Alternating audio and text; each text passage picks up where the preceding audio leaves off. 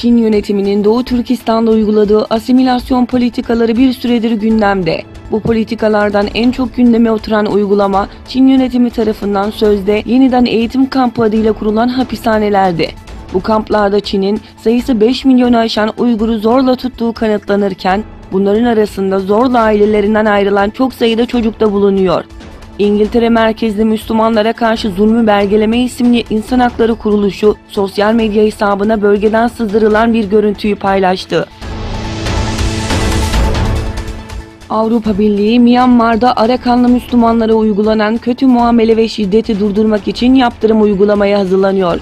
Avrupa Komisyonu'nda görüşülen yaptırımlarla Myanmar'ın en büyük gelir kaynaklarından olan tekstil ürünlerine vergi getirilmesi planlanıyor.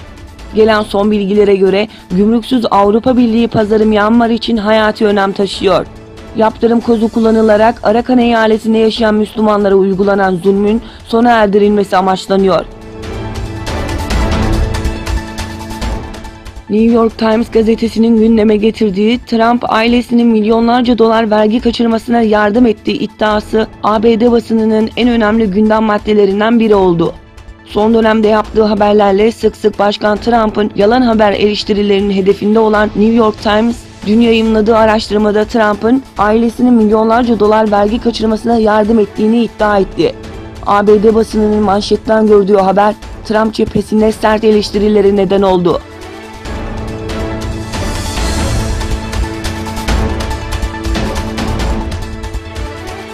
ABD'den Çin'e petrol sevkiyatlarının tamamen durdurulduğu öğrenildi. Reuters'ın haberine göre uluslararası taşımacılık hizmetleri veren Hong Kong merkezli China Merchants Energy Shipping Başkanı Chi Sherlin, iki ülke arasındaki ticaret savaşı ortamında ABD'den Çin'e petrol sevkiyatlarının tamamen durdurulduğunu söyledi.